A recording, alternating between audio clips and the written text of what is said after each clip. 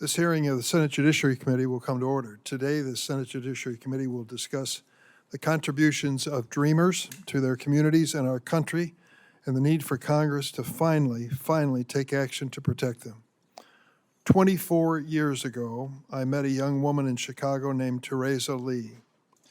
She had the opportunity to go to the Manhattan Conservatory of Music, but she learned when she started to fill out her application for the first time, learned that she was undocumented, even though she had been brought to the United States and had lived here since she was 2 years old. She was confused, afraid, and searching for options to pursue her dreams in the only country she ever called home. I checked into it. The laws were brutal. It required her to leave the United States for 10 years and apply to return. I was frustrated by the lack of options in our immigration system for these young people who were brought here as children and infants by their parents. Teresa inspired me to introduce the DREAM Act. I started to speak in Illinois and on the Senate floor about the challenges these young Americans faced. Their stories stay with us because we see ourselves reflected in them. Many dreamers would approach and whisper to me, sometimes with great fear, obvious fear, "Senator, I'm one of those children you're talking about." More than 2 decades later, dreamers are not whispering anymore. I'm proud to see them, like some of our witnesses today, become fierce advocates for America to live up to its promise of equal justice. I want to share a short video in which several dreamers tell their stories in their own words.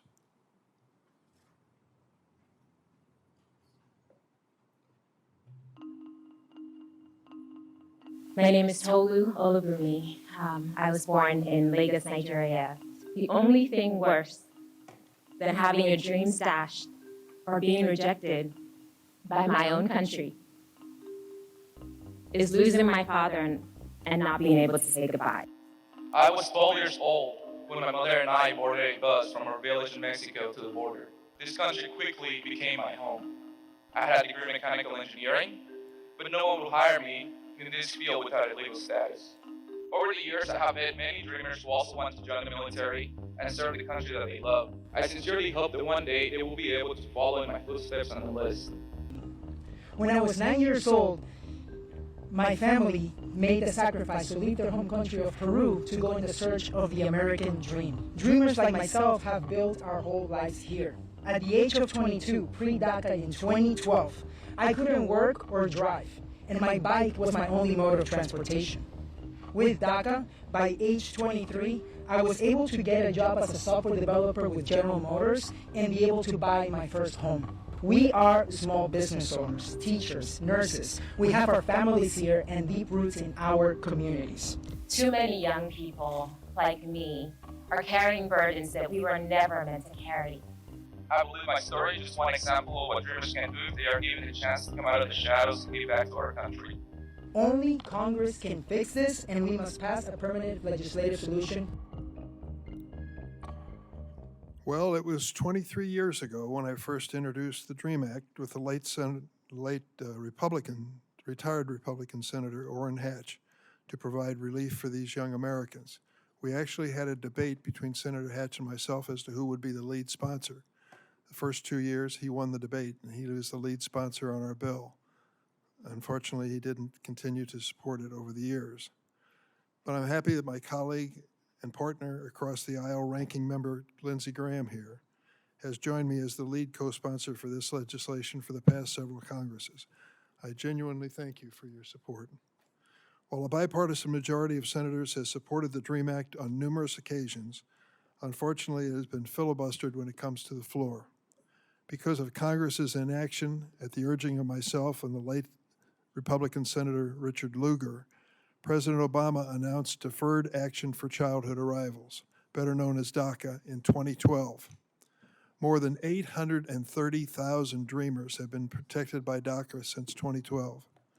For the record, DACA requires reapplication every 2 years and a thorough background check for everyone who qualifies for DACA. Thanks to DACA, many young people have been able to pursue higher education, start businesses, buy homes, and raise families. DACA allows dreamers to match their talents to labor market needs, increase their wages, and contribute to the American economy. Researchers estimate that in 2022, DACA recipients earned $27.9 billion and contributed nearly $2.1 billion to Social Security and Medicare. This program has helped so many young Americans come out of the shadows and into the light. I've shared many of their stories over the years, over 140 times, on the floor of the Senate. I look forward to hearing directly from some of them today.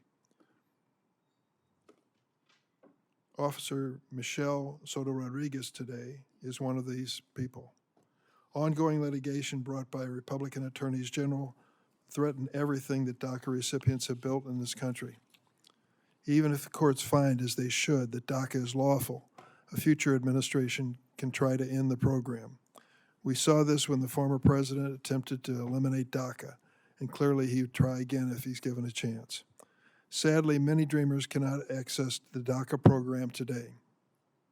Almost 100,000 dreamers have had their applications and lives placed on hold by court battles, and many other dreamers are ineligible for DACA because they arrived too late to qualify. DACA was always intended to be a temporary stopgap program until Congress acts on a permanent solution. The time is long past due for Congress to do our part and provide a path to citizenship to dreamers.